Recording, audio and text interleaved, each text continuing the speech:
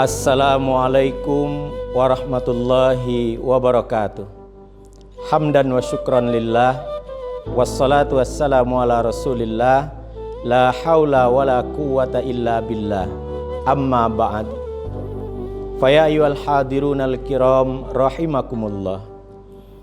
Para pejuang subuh dimanapun antum berada dan bertugas, rahimakumullah. Tiada ungkapan paling bermakna yang pantas kita ucapkan kehadirat ilahi Rabbi selain syukur alhamdulillah atas segala limpahan rahmat, nikmat dan karunia yang senantiasa Allah berikan kepada kita.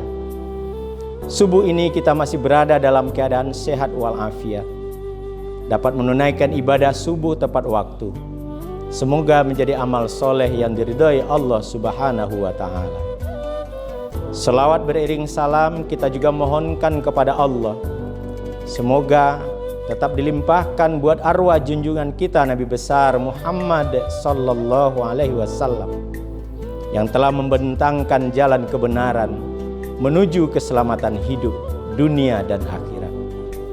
Para pendengar yang berbahagia, sebentar lagi kita akan merayakan Idul Adha yang disebut juga Idul Kurban.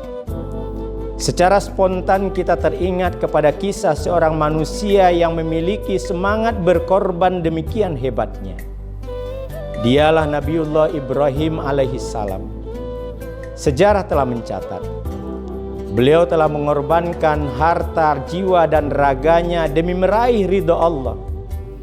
Ia berkorban meninggalkan kampung halamannya, diusir oleh raja karena ia menghancurkan patung dan berhala. Ia pernah dibakar hidup-hidup karena melaksanakan amar ma'ruf nahi mungkar.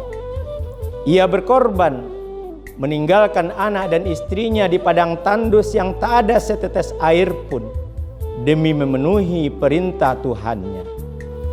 Puncak ujian mental Nabi Ibrahim alaihissalam adalah ketika ia disuruh menyembelih putranya Ismail.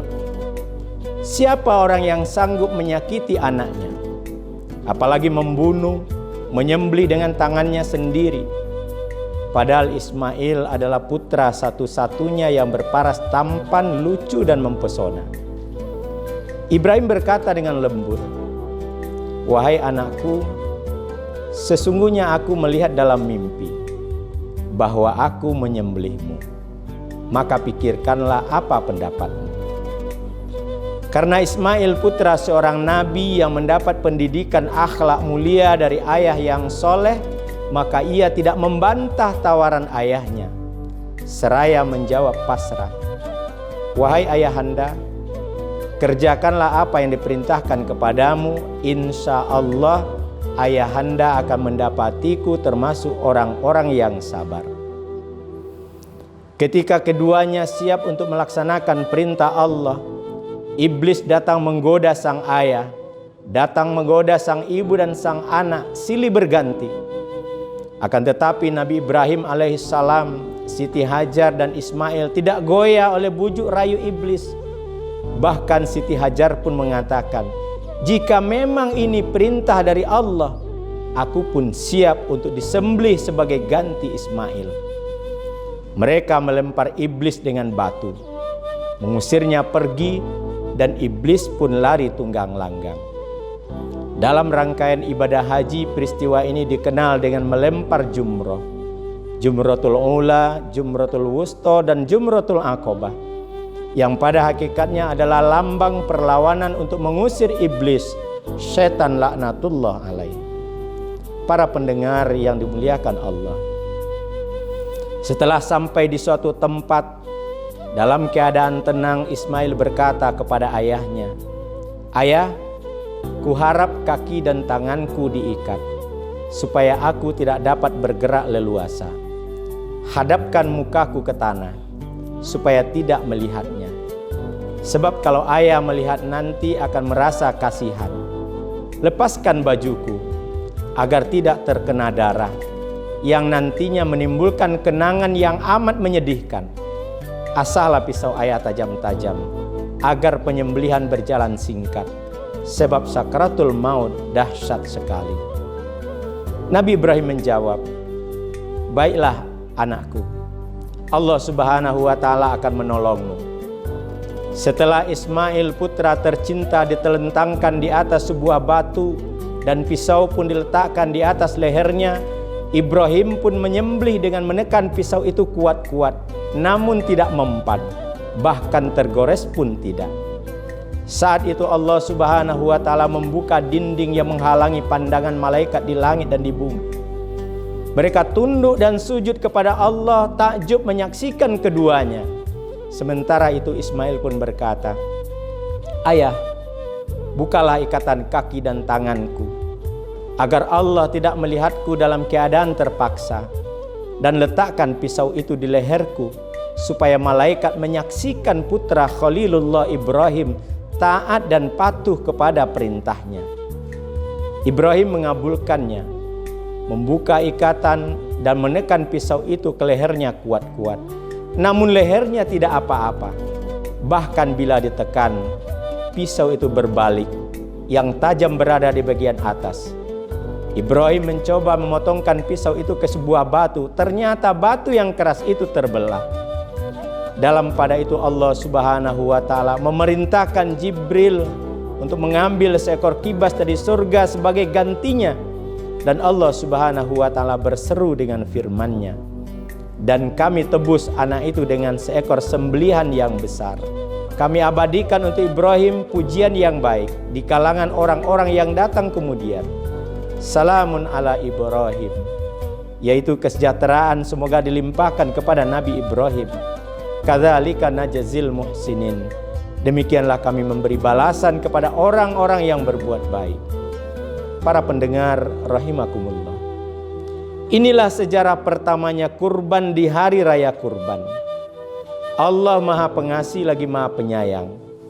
Korban yang diperintahkan tidak usah anak kita, cukup binatang ternak. Sebab Allah tahu kita tidak akan mampu menjalaninya.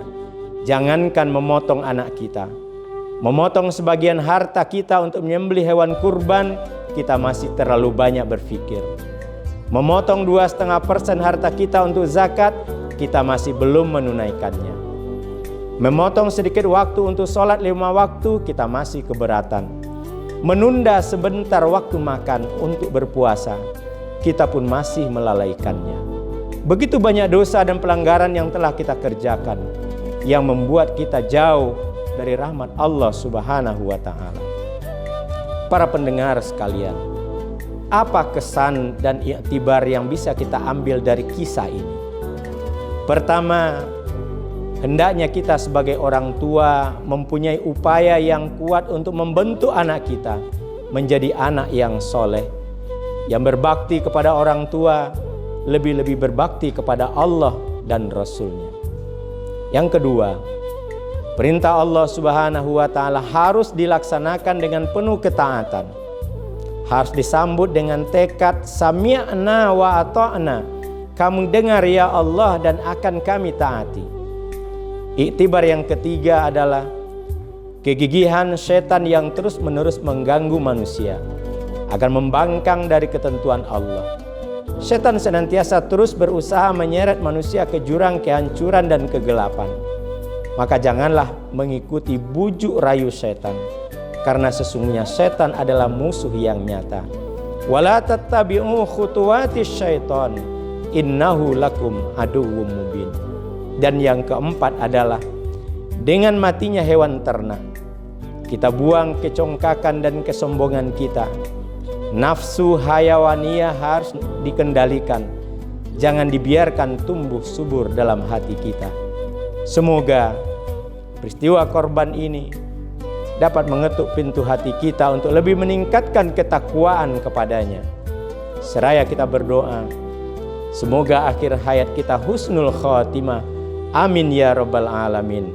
Billahi taufik wal hidayah, wal ridha wal inayah, wal afu minkum. Assalamualaikum warahmatullahi wabarakatuh.